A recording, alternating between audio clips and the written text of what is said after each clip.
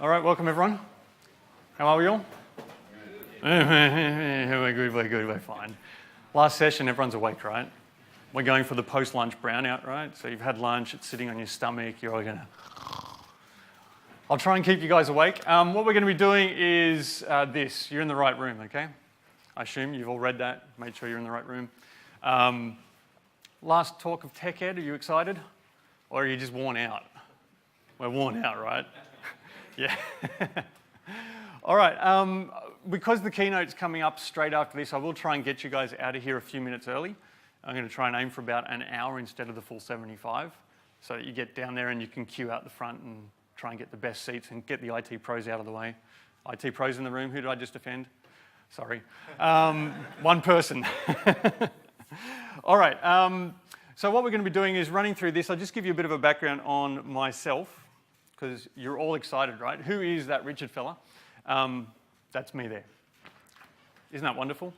Would you like me to read it to you point by point, or would you like to just read it for yourself? Probably this one's the most important thing. I'm a Scrum trainer with Scrum.org, so I do Scrum for a living, as well as Visual Studio and TFS and architecture work and a bunch of other stuff, but I do a lot of Scrum work, so get to experience this day to day with a lot of teams, helping teams transform from the traditional waterfall process, or no process at all, as it often turns out, into something a bit more organized, trying to get teams to become more dynamic and efficient. What we're going to be doing today is looking really at Scrum in the context of how the TF service works. So this is not TFS on-premise, this is the hosted service, and using just what's hosted in that TF service. How do we do Scrum well? How do all the various roles, you know, product owner, dev team, Scrum Master, how do all those roles fit in with the service? How do they interact with it? And basically try and do a very, very quick sprint showing all the various aspects. So not just sprint planning, not just backlog management, but also, you know, some dev work, code, and so forth. We're going to be doing it in the context of an application built on Nancy. Anyone heard of Nancy, by the way? 2 people.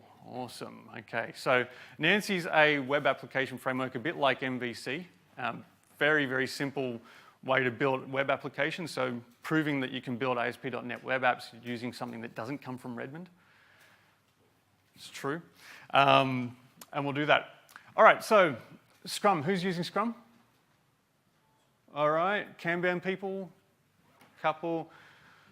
Guys who are doing other things, waterfall type processes, 1 person owns up, and everyone else, you're all cowboys, is that right? Just yeehaw! Horsey dance for Psy, all that sort of thing. All right, so Scrum, for those who don't know, this is your quick overview of what it is. We start off with a product backlog, owned and managed by the product owner, the single wrenchable neck who's in charge of the product. And we say wrenchable neck because they are the single decision point, and if they screw up, it's their neck. They have a list of requirements and desirements, things they want to get done. They then build that up, order it, talk to the development team, and the development team then pulls in work for them to do. Fair enough, we know this. And they say, we think we can forecast that we're going to get this amount of work done inside a sprint, which is a 2 to 4 week period generally. 4 weeks is the maximum. You can go shorter. I often like to do 1 week sprints, just because I like hurting people. And then the team comes up with a plan, which is our sprint backlog.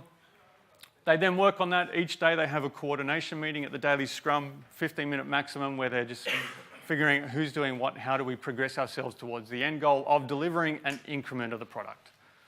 Okay, fairly simple and straightforward. At the end of that, we have the review where the team's looking at what they've built and checking if it's built correctly, if it meets the acceptance criteria, if the product owner is happy, the product owner accepts the work, we're happy. We also have a retrospective where we now look at how we built. So the review is the what do we build, and the retrospective is the how we built it. Who does retros, by the way, for those doing Scrum? Yeah, see, that's a lot fewer hands than those who are doing Scrum, which is a bit of a sad sign. You need to be doing your retrospectives, because that's your continuous improvement point. That's how you as a team become more efficient. And then we roll out of that straight into another sprint. Fairly straightforward. All right. When we talk about Scrum, we generally talk about cross-functional teams. The various skills that we have that we are going to need to build software. So we have the BA type stuff and UI, UX, architecture, coding, and so on and so forth. Don't confuse this with job descriptions. These are skills the team needs to have. I really don't care what label you put on someone. As long as they've got the skills to do the job, that's what you need in the team. So you don't need a BA in your team. You need people with business analysis skills. You don't need testers in your team. You need people with test skills. Now, it helps to have specialists or people who are strong in those areas, but the team needs to have all the skills. What we'll cover today isn't going to be all of that. For example, the service doesn't really help you in terms of architecture, because what do you need for architecture? You need a whiteboard and a pen so you can draw boxes and lines, and maybe Visio if you want to be professional. And that's about it. You don't need a lot for documentation because you just use Word or Wiki. Who uses wikis out of curiosity? Good, that's actually good. I find wikis a lot better than Word documents because they're not as likely to go stale. And Word documents aren't exactly discoverable. Put it in a SharePoint folder or somewhere in a magical folder on the file system that everyone will just remember. Yeah, that works. And infrastructure and ops we're not going to cover because the service doesn't have that integration with SCOM yet. So with TF on-premise, we can actually hook up SCOM to it so that when the ops guys run into issues in production, they can actually raise work items back into the Team Foundation server. We don't have that at the moment. So that's what we're going to cover. Very cool. And this is our roadmap. So as I said, we're going to go through a very quick sprint. I'm going to move fairly quickly through a lot of this, so seatbelts on. Backlog management, sprint planning, the sprint itself, we're going to be talking about those activities there, a bit of deployment automation, so I'm going to push our Nancy website to Azure using a Git repo. And then we'll do a review, retrospective, and so forth at the end. And then we'll talk a bit about Kanban. Now, we're not going to cover Kanban a lot through it. We're going to spend most of our time in Scrum because the Scrum process deals with a lot of what Kanban covers anyway. And we'll talk about the differences at the end and some of the specific features in the service that support Kanban. All right, so with that in mind, let's get to it. Ta-da! All right, there's our service. All right. We've all seen this, yes? Who's playing with the service at the moment? Okay, on-premise TFS, 2012, 10, 8, 5, 1, 8 still, okay.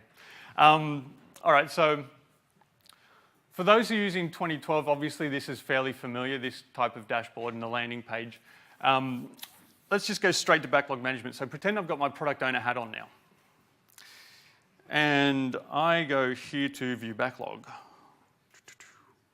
And I wait for the network connection. Is that font size okay? You want it a bit larger? Is that all right? Makes it really hard to see now, of course. So I'll just drop it a little bit. All right, so we're here in the product backlog. Now, as a product owner, here's the thing with Scrum. A lot of teams expect their product owner to be a secretary and to create all the backlog items themselves or to write them themselves and so forth. That's not the job of the product owner.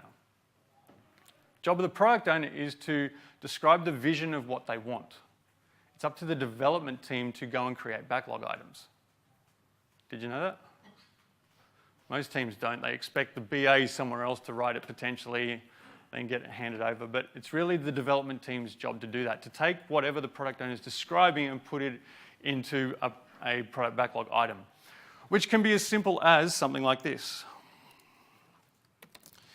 I want to do stuff. Wow, that was awesome, wasn't it? And we would then move that around the product backlog. And as you can see, we've got this little drag and drop, which is great. And if I want to nest items, I can drop it over here. You can see it goes green, and that gives me that product hierarchy. And it then nests in there. And I can take another one, such as demo great stuff to a TechEd audience, like so, and that also gets inserted. So we can get this nice hierarchy of product backlog items.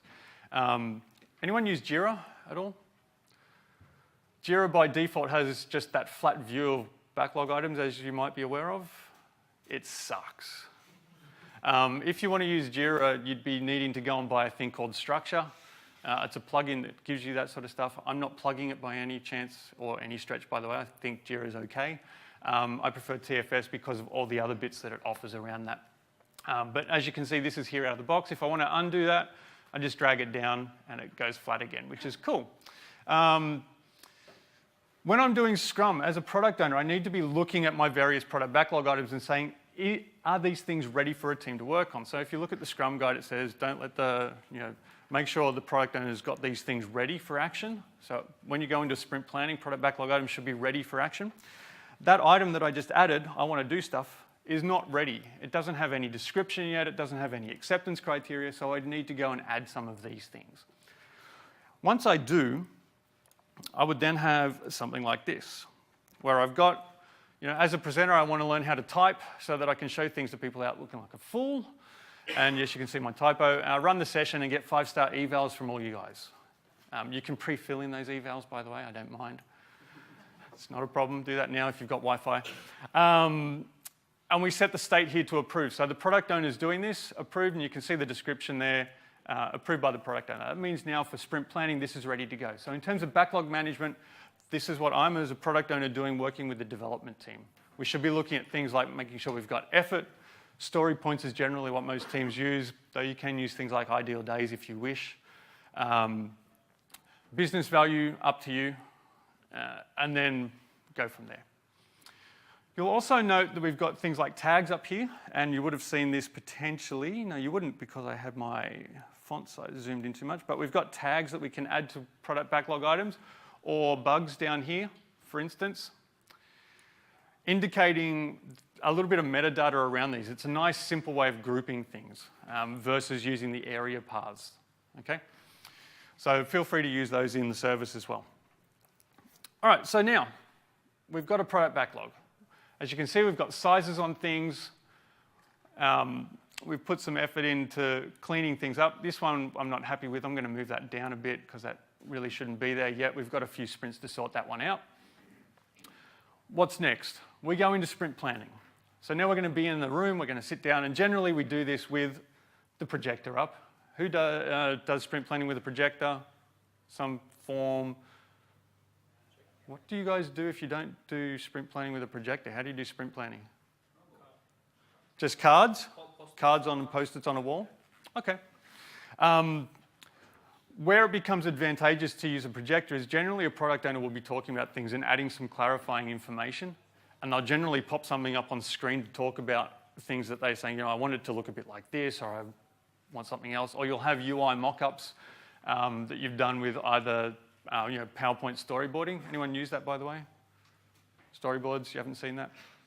Okay. Or Balsamic or one of those type of tools. And it's just useful to go through in sprint planning as a refresher of what the UI is expected to look like, for example. When we do, we'll go into the sprint and we'll take an item such as this one here, which is approved, and we can simply drag it up to the sprint.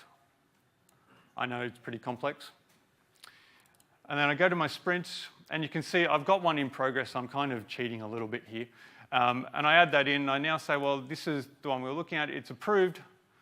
We better actually switch the state to committed, saying that the team has now forecast that they're going to be able to do this in the sprint, and they pull the work in. What then happens? So if you think about sprint planning, we generally talk about it as two-part meeting. First part being pulling in the work and doing a forecast around what's there and setting a sprint goal. And then the second part, figuring out how to do it, developing the plan for the work. If you look at the latest sprint guide, that distinction between a part A and a part B has been removed.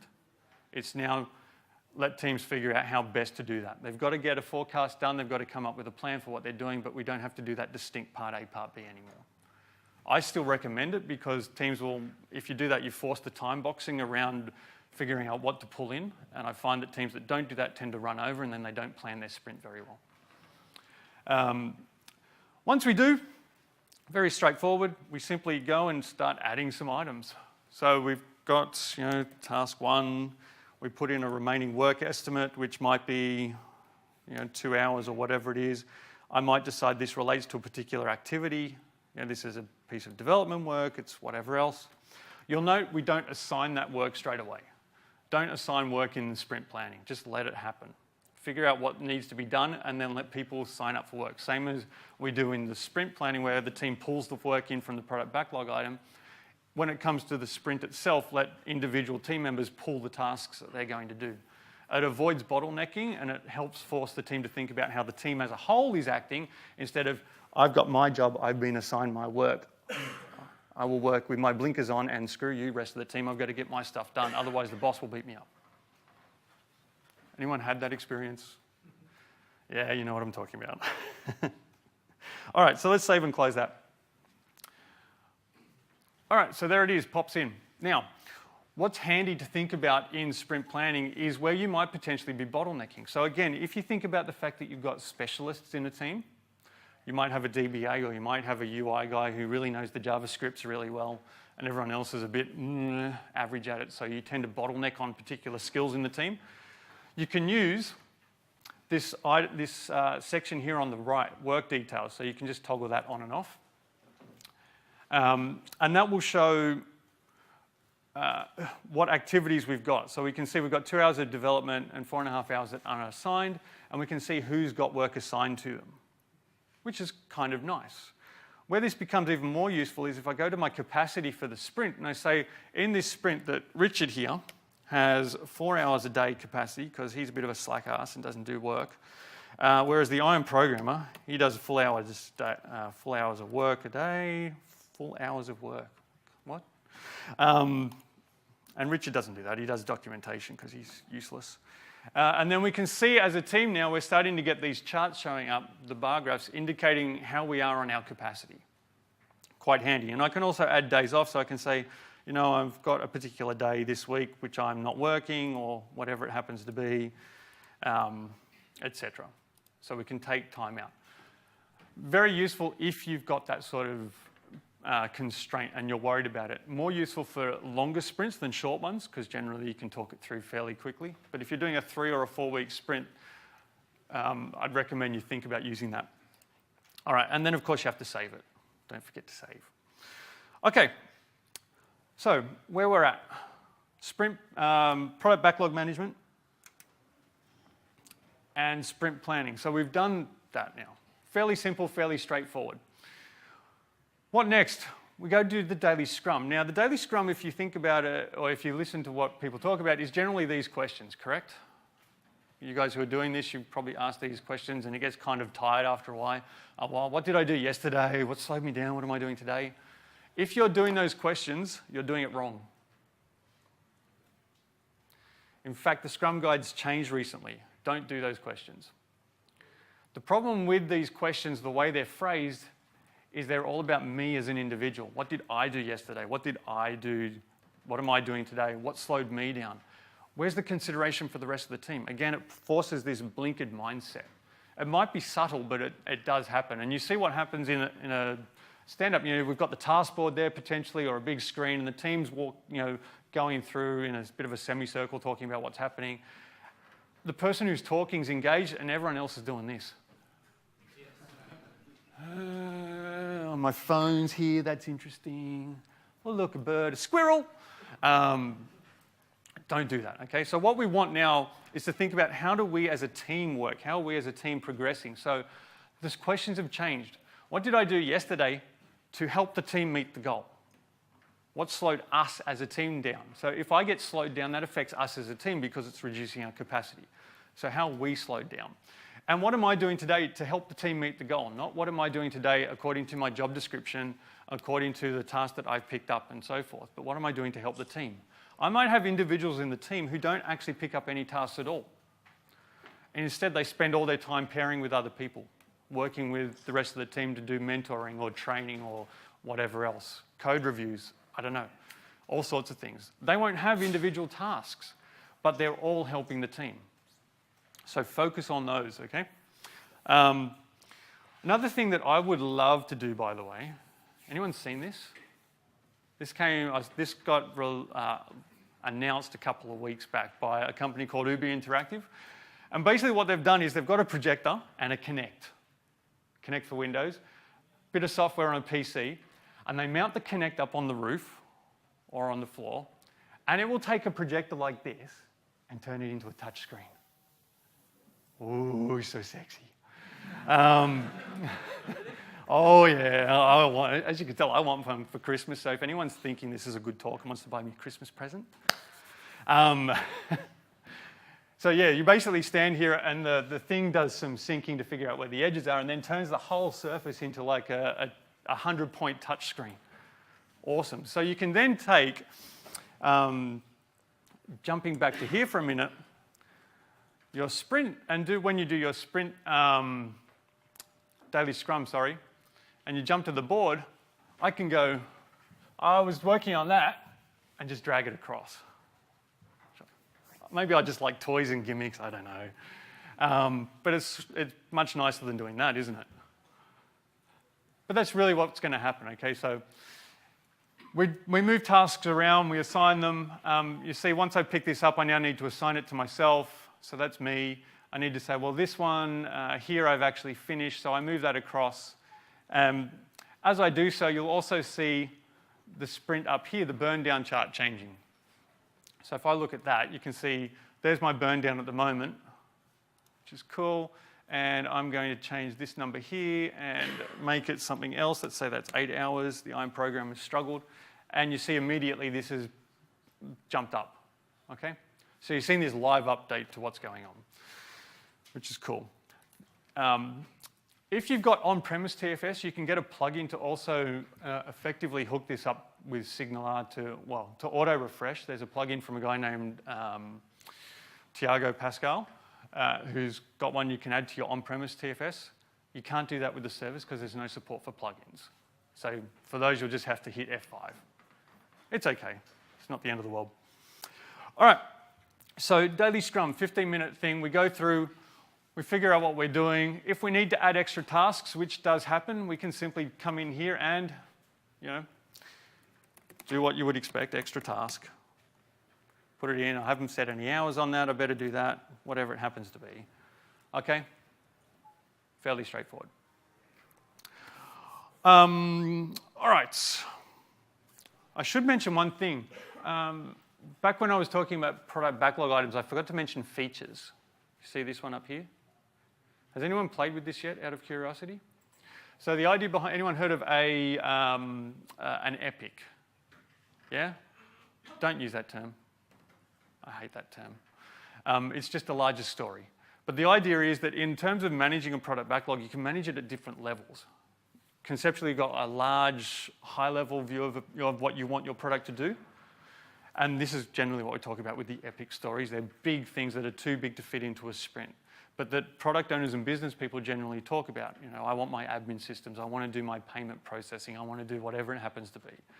These are large stories. You can work those into TF service by using features and then map those features to the smaller level product backlog items.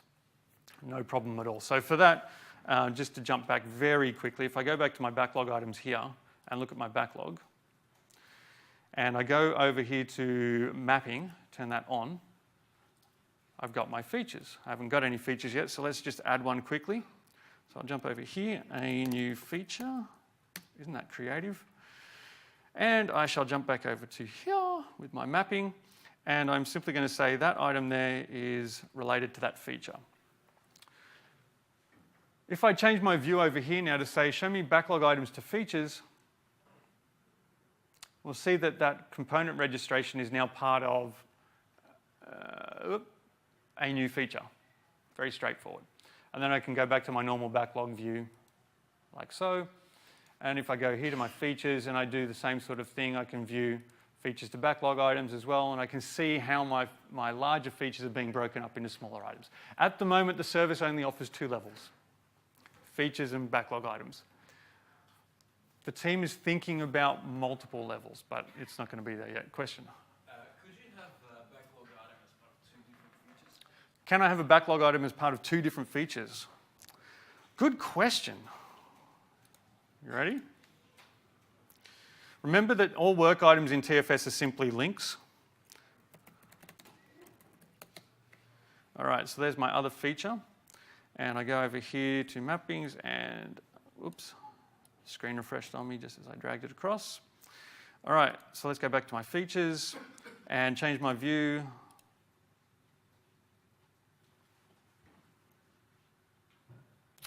Ooh, interesting, huh? So it changes the mapping. Okay? So even though they're just link types, it'll break the old link and set up a new one. I haven't actually tried going in and manually setting the link to the second feature. We could do that, but I don't want to take the time at the moment. All right, where were we? Okay, so back to here, doing the daily Scrum. Was there another question? Sorry.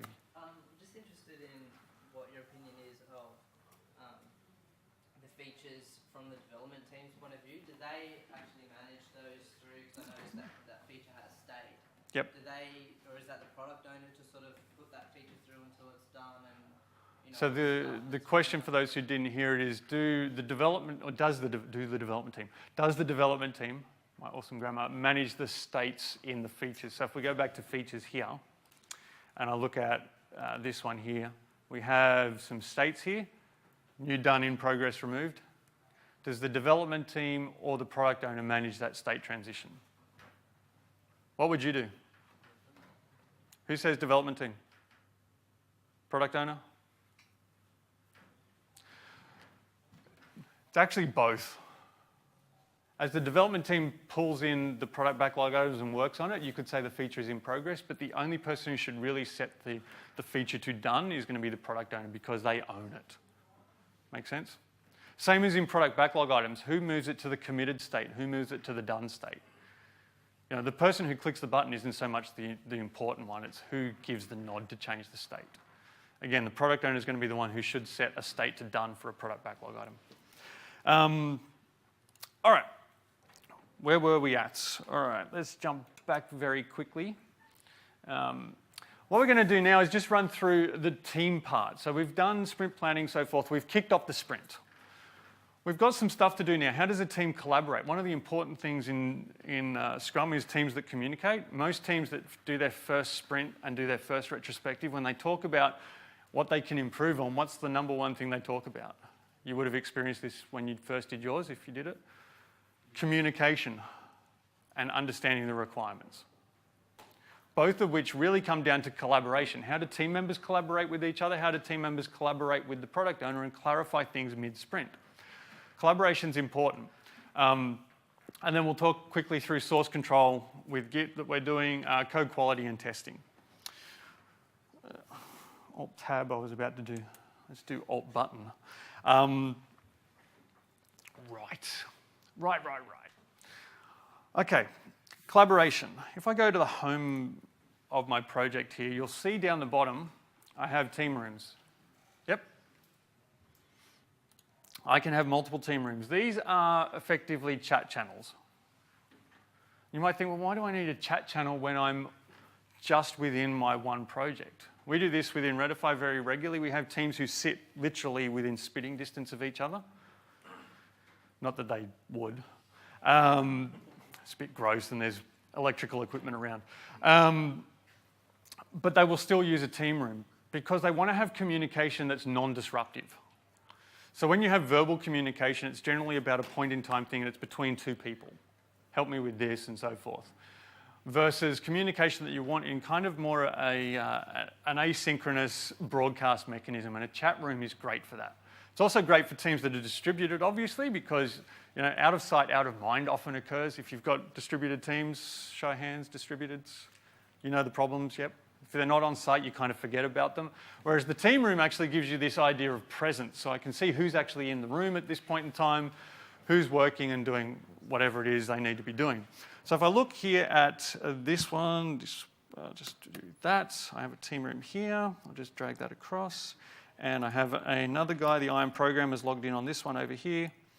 And shrink that for a reason. And we obviously can chat away. Yes, we can. And so forth. And we can see that happening. So this is a Signal R-based chat room, live and so forth. But you see also we've got these events occurring. So I've got a whole bunch of events that I can manage inside my team room that help me communicate about other things. What are those other things, you ask? Good question. So build completions, the best one. I love this one because a build happens, the build fails, everyone jumps in the team room and goes, ha ha, and points fingers and starts blaming people because that's how teams operate in Australia. We love abusing our other team members. So we've got that. I can say, show me anything that's in here built and deployed by anyone or by just room members. So I've got that. Or I've got code changes, so I can see when people are checking in code and so forth. I can see when people are updating work items. Be aware this one gets noisy. If you're using work items at the moment, this gets really, really noisy. A lot of work item updates with state changes, they'll all turn up in the chat room, which is a bit of a pain. Hopefully the team will come up with a way to filter that sometime soon. And code reviews, which relates to the code review work items. So if you're using TF version control instead of Git, which this project's using, you can use the code review items, and they will create work items in the process, and they'll drop in specifically into the room. So basically, I need a code review, here it is, someone can click on it and then process it, which is cool.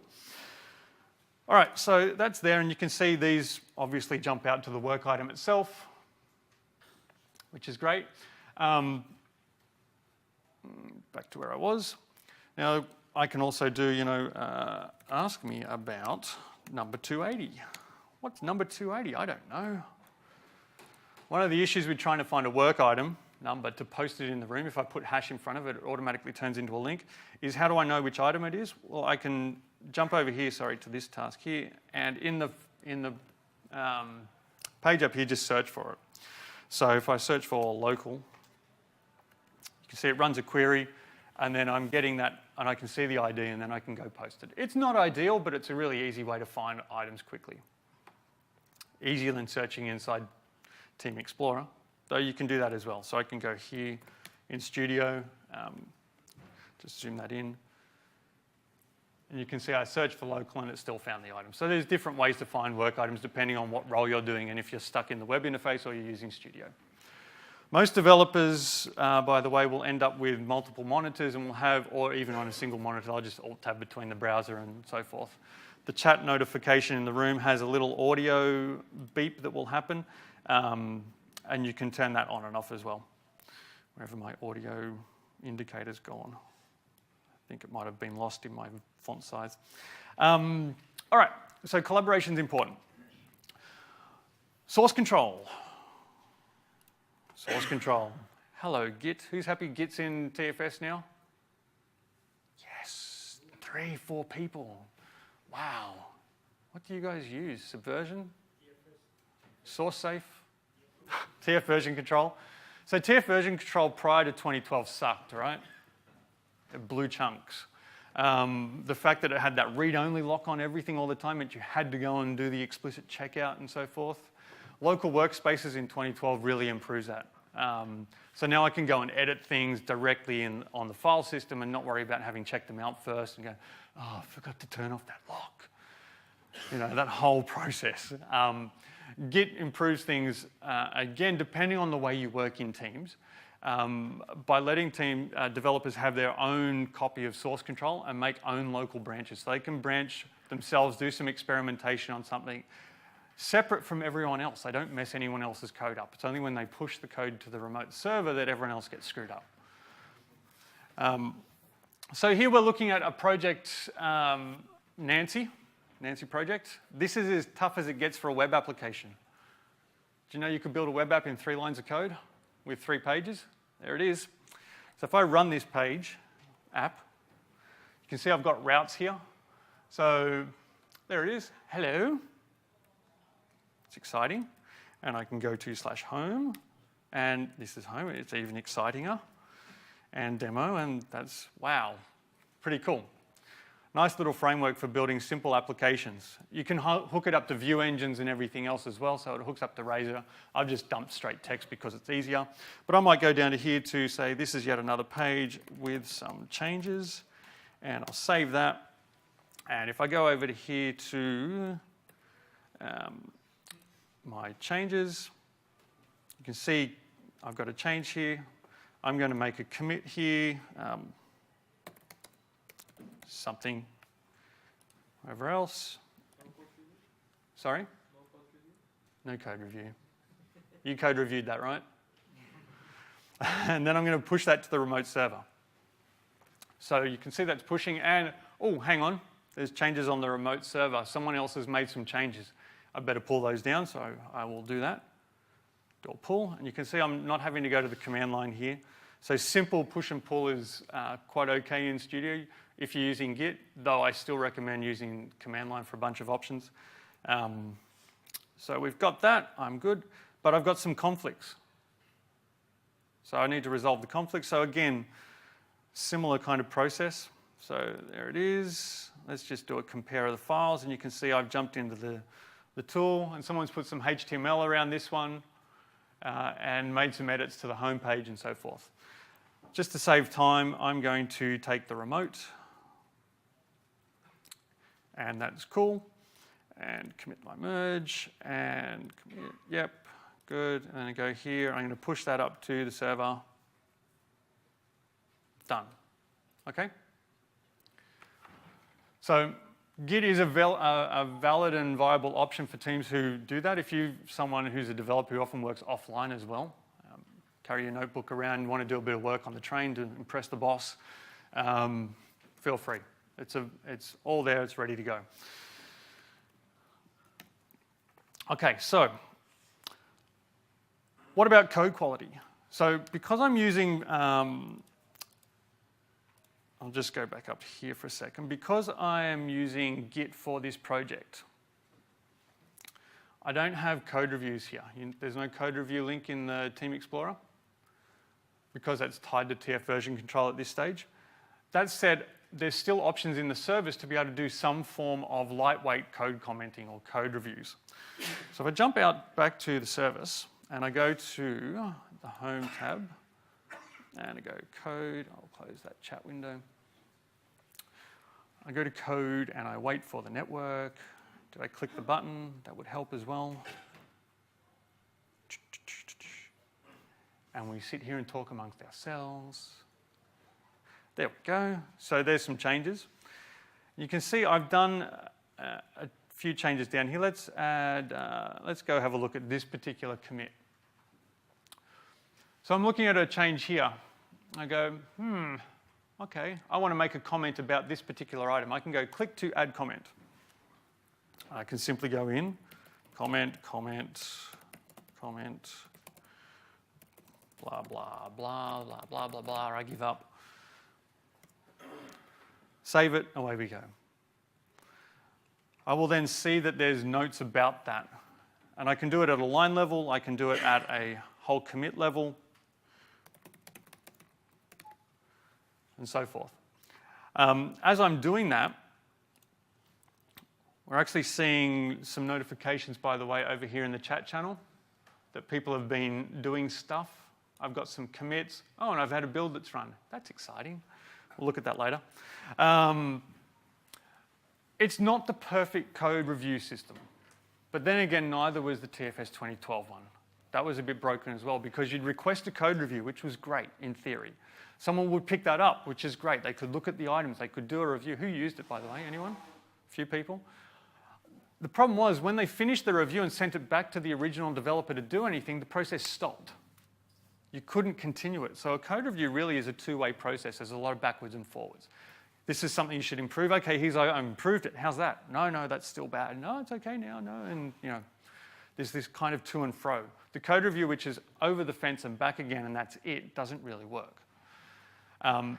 This at least is a way of doing it as well for Git, which isn't supported. And people can still see what's going on. I would expect that given the team is pushing the web side of things, that this will be the one that gets a lot more love than the standard code review process at the moment.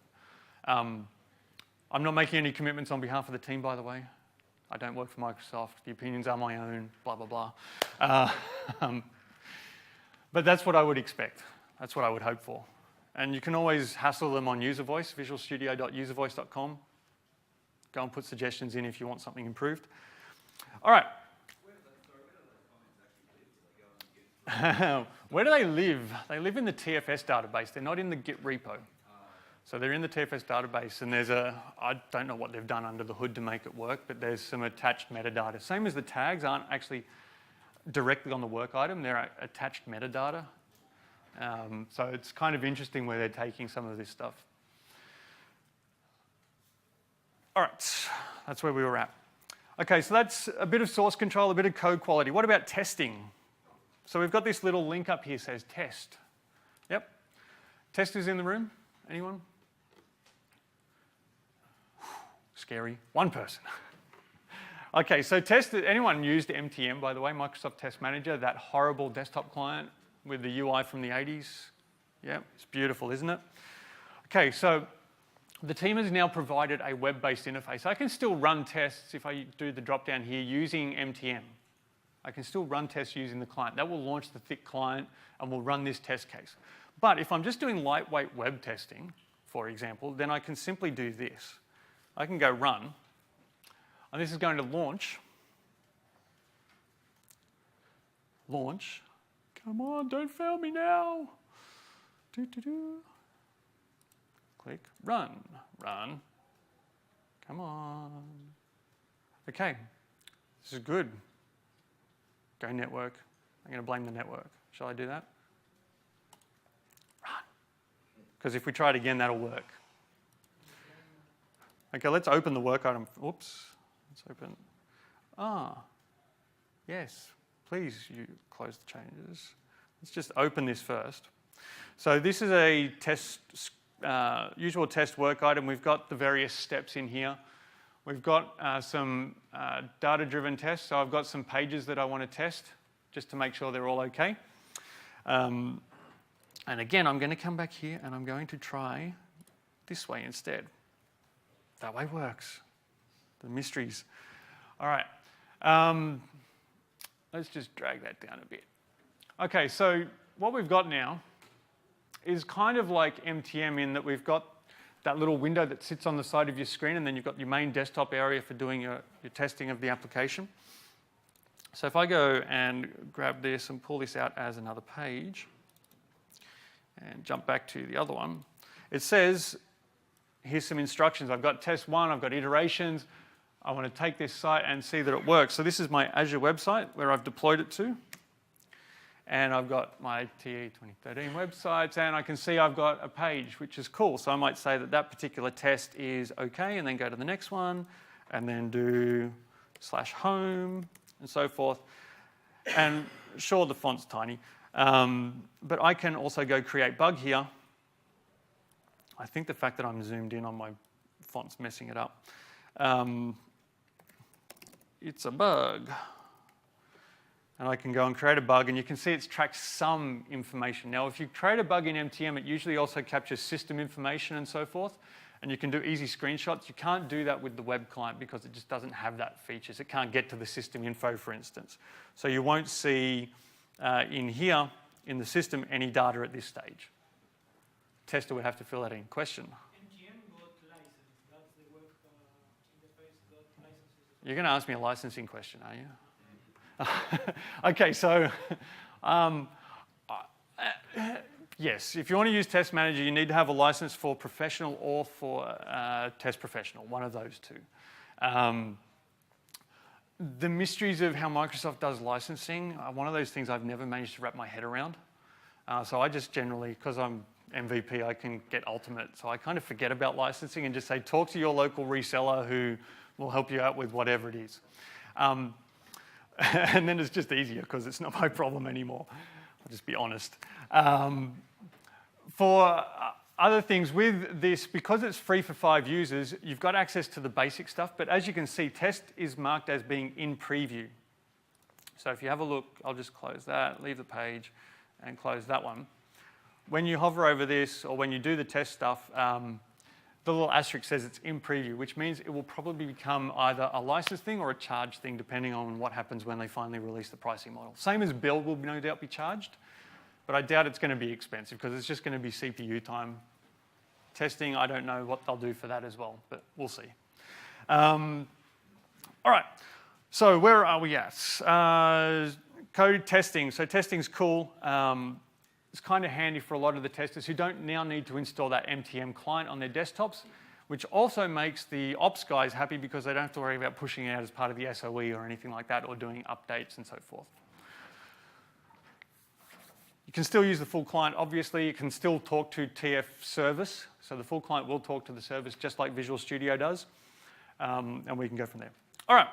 So now at this point, jumping back just to keep track of where we are on our roadmap. So we've done collaboration, we've done source control, we've done code quality, we've done testing. What about build and deployment automation? Now, anyone used Azure websites? Show of hands, 2, 1, 1, 2, 3 people. Okay. So within Azure websites, there's an option to hook a website up to a Git repo and automatically deploy that site every time you check into the Git repository. Doesn't work with TFS.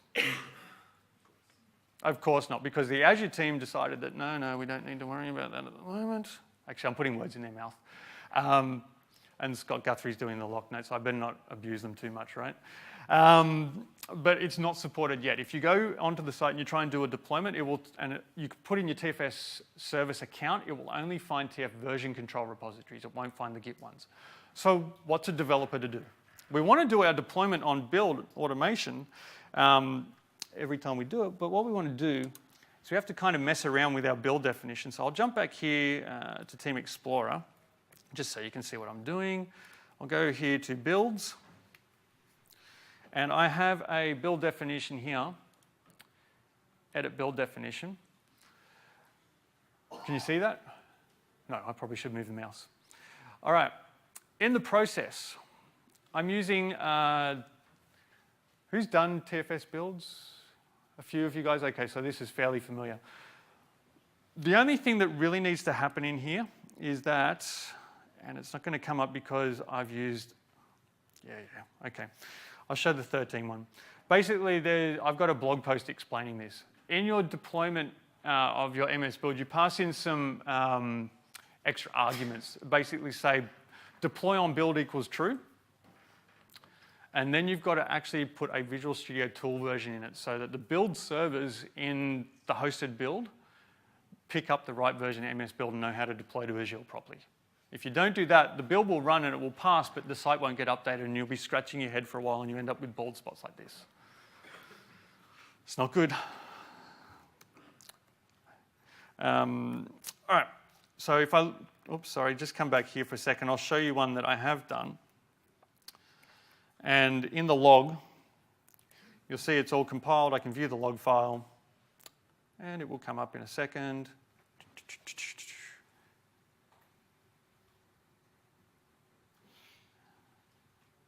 Oh no, not you. Don't go to that page. All right. Anyway,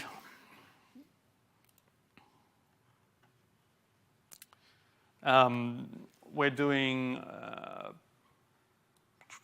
the final actions, and it's not showing in that particular log. But you get the idea. I'm sure you get the idea. Does the deploy. Look at the blog post. It's not hard. All right, so build and deployment's important. Do that, trigger it.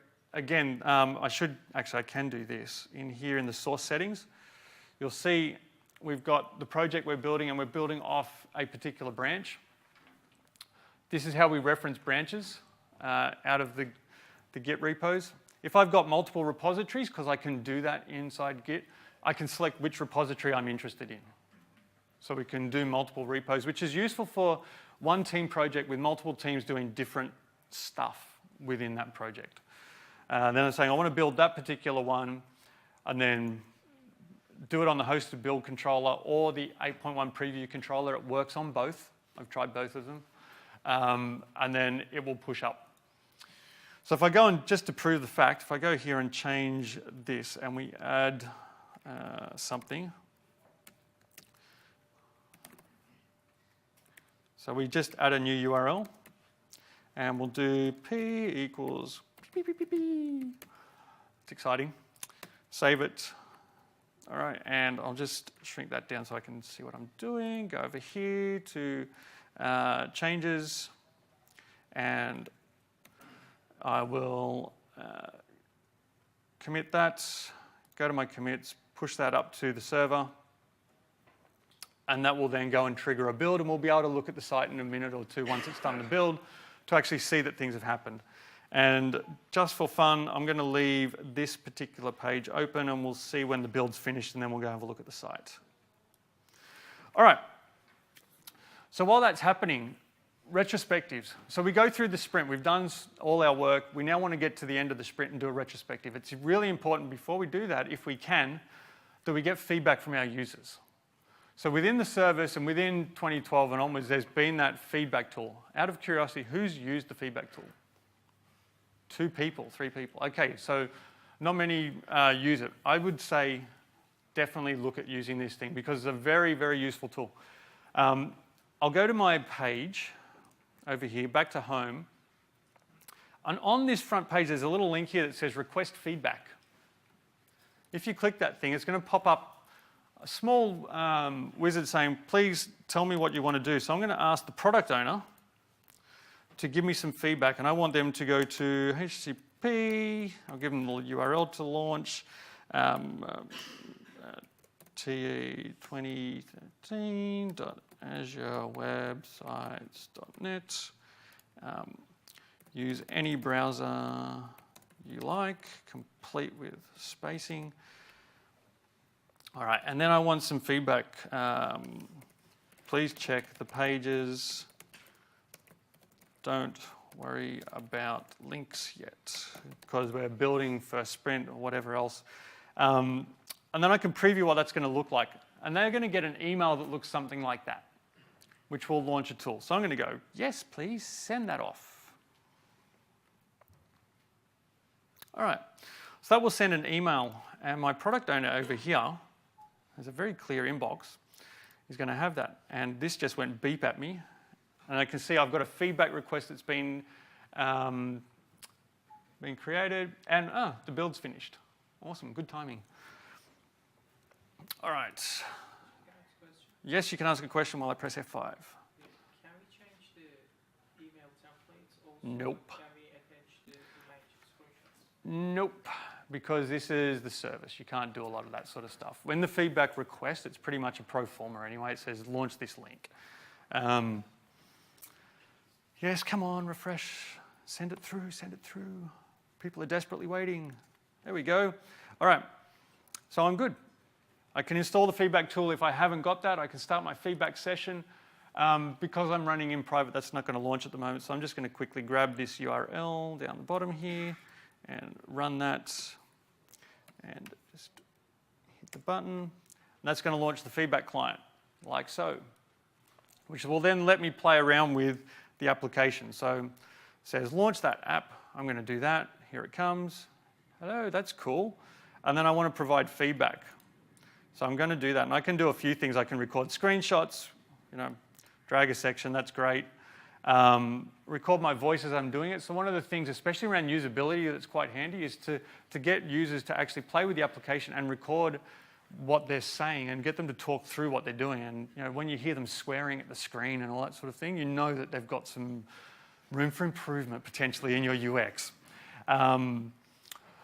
So screen with voice or voice only and so forth. So you can see this one in particular is probably the best one. So you can see what they're doing with their movement. And you're going, well, why the hell are you clicking? What the link's right there. Look, just you watch the playback session. That's really amusing.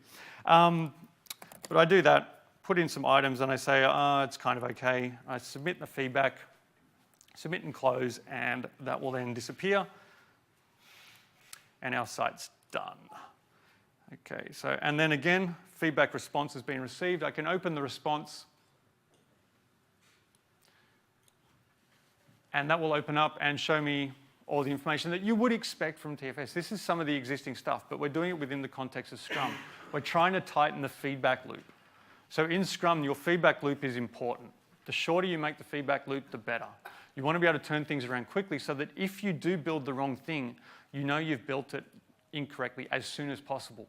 Traditional project development says, build the wrong thing, and in 18 months when you deliver it, you'll find out because that's the point where the users will say to you, that's not what I asked for. And they'll have their sad faces on and they'll be pointing fingers and you'll be going, no, but that's what you said in the spec document. And of course, we all read the spec document the same way because it's in English. So we want that tight feedback loop. It's really good. We love documentation. I love it. All right, so that's our feedback response. So we want to do this. We then move on to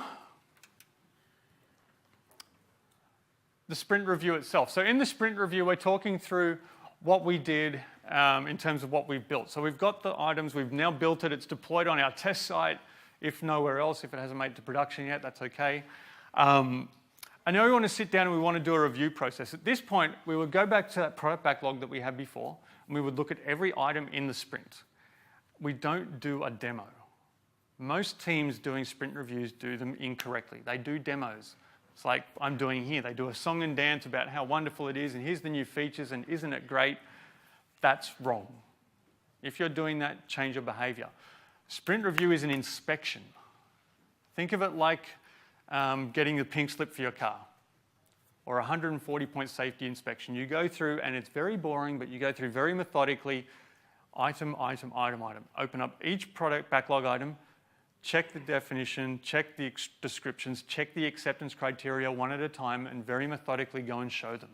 If you want to do a demo to sell something to the stakeholders and say how wonderful you are, get your product owner to do that outside of the sprint review. The sprint review is look at the items, make sure everything's right, because we want to make sure that we've met our definition of done. You've got one, right? I thought so. Have we met the definition of done? Have we done the code reviews? Can we show that the unit tests are here and that they run? Are the integration tests functional? Do they all pass? Are our performance metrics okay? Have we done our security checks? Have we done our documentation updates? Have we kept the wiki up to date? Have we da-da-da-da-da? Whatever it is on our definition of done, have we done all of those things? Because if we haven't, don't show it. It's not finished. It's not that on each car that you are delivering.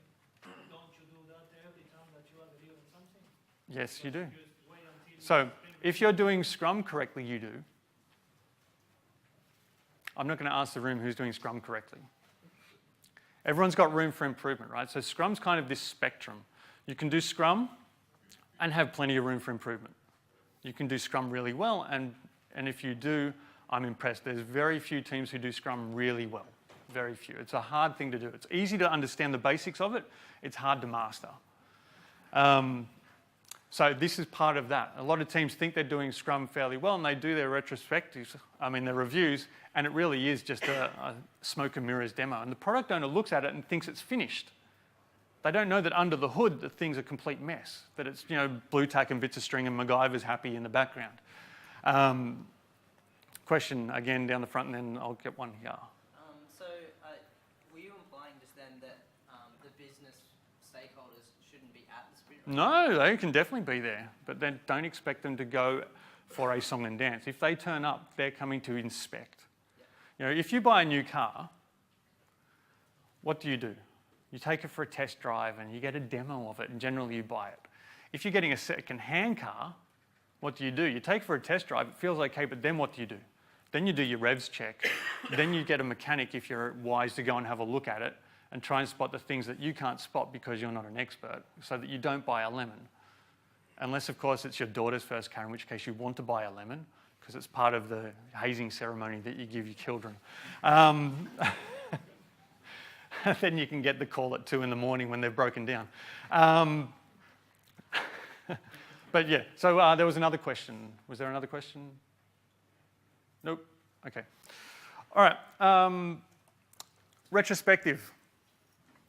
Okay, so again, in the retrospective, what are we going to be doing? Where does TF Service help us in the retrospective? Even if we're talking about how we build things and how we work as a team, how does TF Service help? Helps a little bit in that we have those tracking things. If you remember, we looked back at the backlog. We can look at our sprint burn down. How did we go this sprint? If we've just finished the sprint, what do we talk about here as a team? Well, we were going really well, and then that happened. Why did that happen? What's going on? How do we understand how to prevent this happening again? Or where did we fall over and trip up and stop ourselves being quite so efficient? We can also look at, if I go to my backlog view, our velocity. So I click this little one here, and I can see over the last number of sprints my team's velocity, their rate of progress. And I can see as a team, we started off well, but Now we're kind of tanking and we see this downward trend. What's going on with that? Generally, if you're sitting in a team and you start seeing a downward trend in your velocity, it's going to be because of technical debt, generally. You're going to start having developers complaining about how complex your application is to work with. The application they wrote. And they're going to be complaining about it's too hard and it's too big and they don't know where to find things, and it's their own problem. So as a team, you need to be talking about this because you need to be improving this stuff. So you're using this as indicators to help you in your retrospectives to improve and get better. You can also look at the feedback that you've received from people.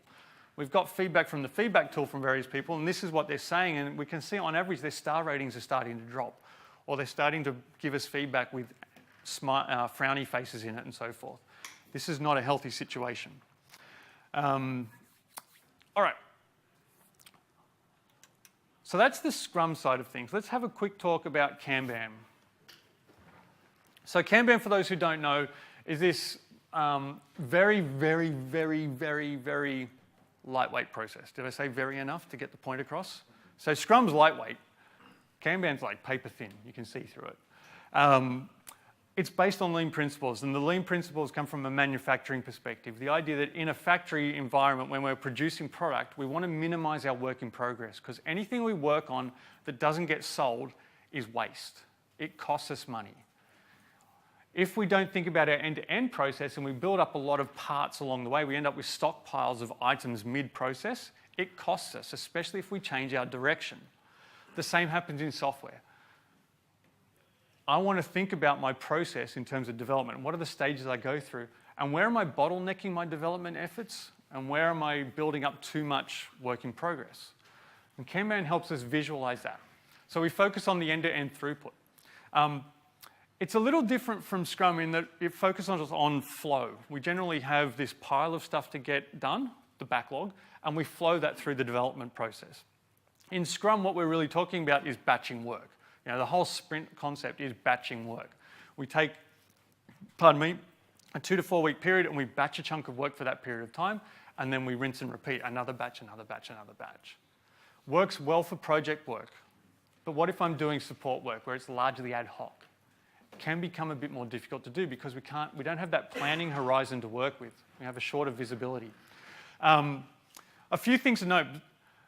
Kanban doesn't talk anything really about continuous improvement. It doesn't really talk about explicit planning. Kanban is really the Japanese term for task board. It is just a task board. That's all it is at its core. If I don't think about continuous improvement, how do I get better? Now, those who do Kanban will say, well, you should be doing it. Yeah, you should be doing it, but when? If we're on a process where it's all about flow, where's that discrete point to stop and think? The retrospective. We don't have it. Which means also, because it's about flow, we can apply it to any process we feel like, including the crappiest processes in the world. But now, because we've got a board and we've got tasks, hey, we're agile. We're doing complete rubbish, but we're doing it agile now because we've got a board. Don't kid yourselves. You're not agile if you can't respond quickly to your customer. It's not agile because we have a board. So think about that. I'm quite happy for people to use Kanban for BAU kind of work, being bug fixing and maintenance and so forth. That ad hoc kind of support stuff that happens. No problem at all. What I would prefer is that BAU doesn't mean bug fixing. I'd prefer that BAU means delivering great software. You can do BAU with Scrum. So feel free to use that. So if we're doing largely ad hoc work, what do we do? So task board, this is really it. This is the essence of Kanban, task board. I have items, they go through various states, and I have a work in progress limit. I use that to tell me when I'm overloading effort in a particular area. Okay, so if I see myself overloading something, I want to focus on that. I also want to think about cycle times. How long does it take me to get through each of the stages? And more importantly, how long does it take me to get from here to here? Anything I can do to reduce that cycle time is important. All right, so let's jump across to here and go have a look at our Kanban tools inside the service. If I go back to my backlog view here, which I currently happen to be on, I go to board and I see states. And you can see I've got these numbers here. 0 of 5, 3 of 5. I'm already set for Kanban with work in progress limits. In fact, I can come in here, I can customize my columns. So I can say, you know what, in my development process, I have new and approved, and then the team pulls the item in, and then within that, we do crazy stuff like, code and test. We can add these columns, and I can say that I've only really got 2 developers in my team, and I've got 1 tester. So they're my particular limits. I want to make sure that no developer does what some developers do, which is work on 5 things at once. If you're a dev and you work on more than 1 thing at a time, you're doing it wrong. If you're like some of my great friends who like to start a whole lot of stuff but have trouble finishing, this is going to hurt. Because this makes you finish something before picking up something new and shiny and exciting. And I can tie these things to work item states. So I can say when a bug, which is the top line, or a product backlog item, which is the bottom line, enters a particular state, that changes it to whatever the workflow, the work item state is. So these states here that I'm adding, code and test, aren't actually changing the work item workflow, the process. So if I go into the work item definition itself and open up the states, you won't see code or test there. This is purely metadata for managing the board. So I go OK, and you can see now I've got these items, and if I move that across to code, and I move that across to code, and that across to code, you can make that out, hopefully, that that's gone red, and we have a work in progress limit being exceeded. TF service won't stop you doing that, because there are times when you want to exceed your limits, but it's effectively a warning to stop you doing that. Okay? Okay. Someone bury that body. All right, so that's where we're at with Kanban, and that, not quite done. There is one other thing here. This little diagram up here, cumulative flow diagram, showing us how we're progressing in terms of number of work items and what states those work items are in. You can see code and test have turned up. Pretty cool? So we can track that, we can see how long things are taking, we can look at time this way to try and get a feel for our cumulative flow, but it's not really there yet in the service. This is more just the number of items in a particular state over time. So it's useful to get a feel for it, but it's not going to give you that full end-to-end flow at this point. I'm sure it'll turn up, but it's not there just yet. And with that, you guys have achievement unlocked. You've made it to the end of TechEd. There's a lock note to go, but just a few things quickly. TF service, if you use it, it'll be updated every 3 weeks. You probably know that already. It's free for 5 users, will be free for 5 users forever, until they change their mind. You do need MSDN or CALs to use it once it becomes a paid service. You don't get work item customization because it's in the service. It's a hosted thing. There's a whole lot of reasons for that, mainly around upgradability and maintainability of the service itself.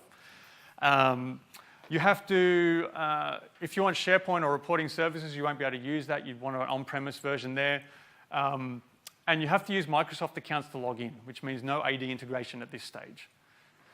If you want those, use the on-premise version. The on-premise one comes out pretty soon with Visual Studio 2013. So Windows 8 comes out in October. I would expect it would be around then. And if you want to migrate from TF service to on-premise, it hurts. It really hurts. You have to use the TFS integration platform, and it's akin to putting needles in your eyes. I don't recommend it except to enemies. What about the other way? The other way, same problem. That will change, as a note, that will change because they've got to offer some way of getting your data out of the system. So expect that to change, but I haven't seen what they're talking about yet. And apart from that, we are done. Obviously, feel free to ask questions. My contact details are there. Do your evals so you can win some gear, which is nice. Play with some resources. And thank you very much. Enjoy TechEd. Get yourselves to the lock note. You've got 10 minutes. Timing's good. Thank you, Richard. Pleasure.